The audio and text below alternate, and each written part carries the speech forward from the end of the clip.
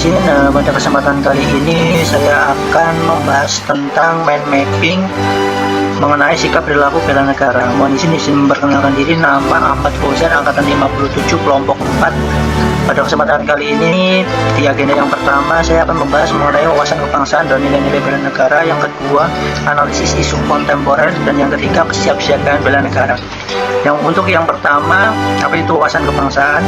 Wawasan kebangsaan merupakan konsepsi cara pandang yang dilandasi akan kesadaran diri sebagai warga dari suatu negara akan diri dan lingkungannya dalam kehidupan berbangsa dan bernegara. 4 konsensus dasar. Yang pertama adalah Pancasila, kemudian yang kedua Bhinneka Tunggal Ika, yang ketiga Undang-Undang Dasar 1945, dan yang terakhir adalah NKRI. Bendera, bahasa, dan lambang negara serta lagu kebangsaan. Untuk bendera Indonesia biasa disebut Sang Merah Putih, kemudian yang kedua bahasa adalah bahasa Indonesia, yang ketiga lambang negara adalah Garuda Pancasila, dan lagu kebangsaan adalah Indonesia Raya. Bela negara yang meliputi yang pertama cinta tanah air, sadar berbangsa dan negara, yang ketiga setia pada Pancasila sebagai ideologi negara, yang keempat rela berkorban untuk bangsa dan negara, dan yang kelima kemampuan awal bela negara. Kemudian saya akan membahas mengenai analisis isu kontemporer.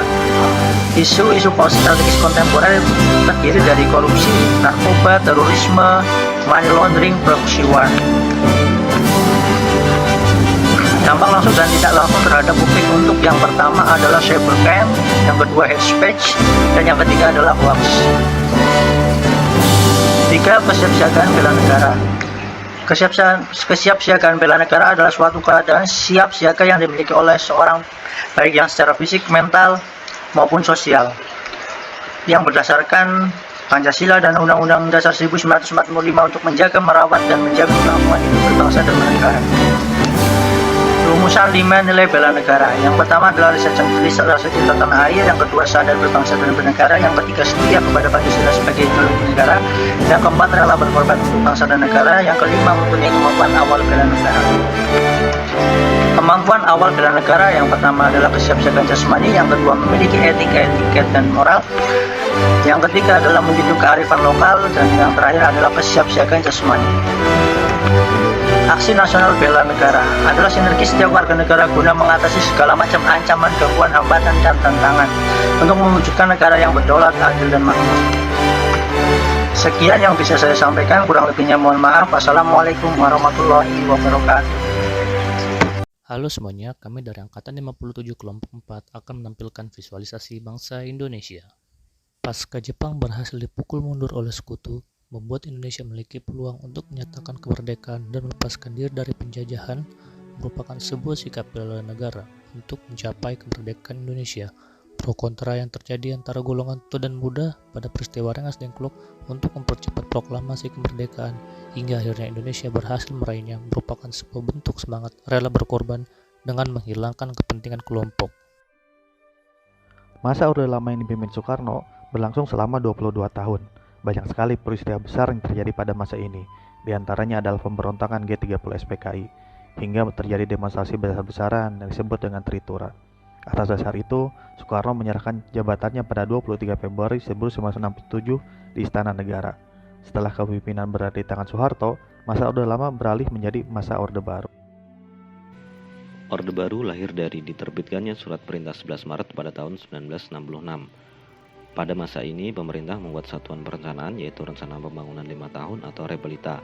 Repelita pertama mulai dilaksanakan pada tahun 1969 yang berfokus pada rehabilitasi prasarana penting, pengembangan iklim usaha, dan investasi.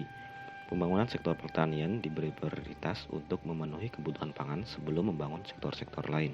Masa reformasi di Indonesia dimulai pada 21 Mei 1998 setelah Presiden Soeharto melepas jabatannya dan digantikan oleh Wakil Presiden B.J. Habibie. Reformasi yang berarti pembaharuan membawa perubahan besar dalam hal kebebasan pers dan masa kerja kepemimpinan Presiden. Penguatan demokrasi dan pluralisme pun terjadi pada masa ini saat pemerintahan Gus Dur.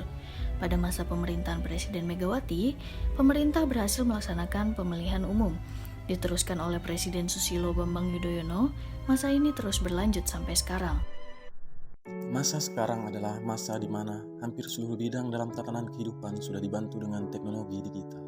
Salah satu contohnya adalah bagaimana internet dan smartphone telah mengubah banyak hal. Data Kemenkominfo mencatat di tahun 2021 sebanyak 89% dari masyarakat Indonesia menggunakan smartphone. Tidak hanya bagaimana membantu cara kita dalam berkomunikasi dan berinteraksi, namun juga berhasil meningkatkan kemajuan di berbagai bidang, salah satunya bidang kesehatan.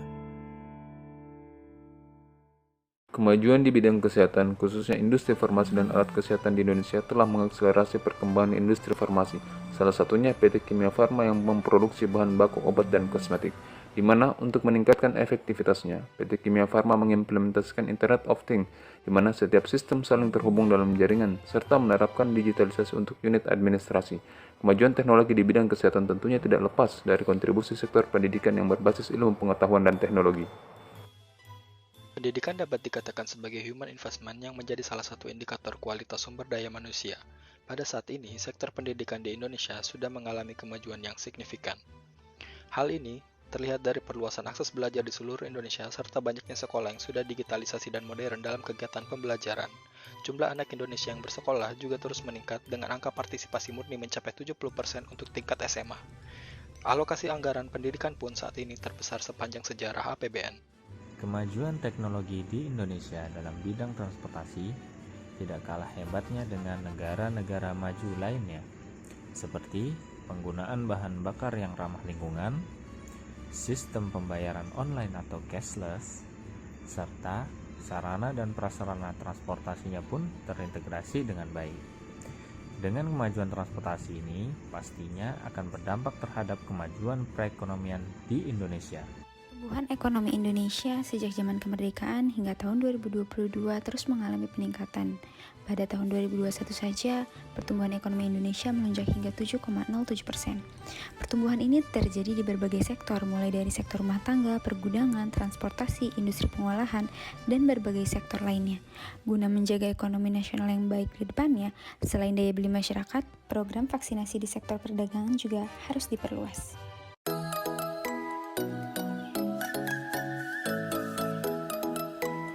Hai Sobat Pariwisata, kinerja pariwisata Indonesia terus bergerak maju dalam 5 tahun terakhir. Pencapaian Kementerian Pariwisata diakui secara nasional maupun global. Peringkat Indonesia di Travel and Tourism Competitive Index yang dirilis oleh World Economic Forum melesat peringkat 70 di tahun 2013 menjadi 40 di tahun 2019. Ini adalah sebuah angka pencapaian yang membuat Indonesia semakin layak diperhitungkan.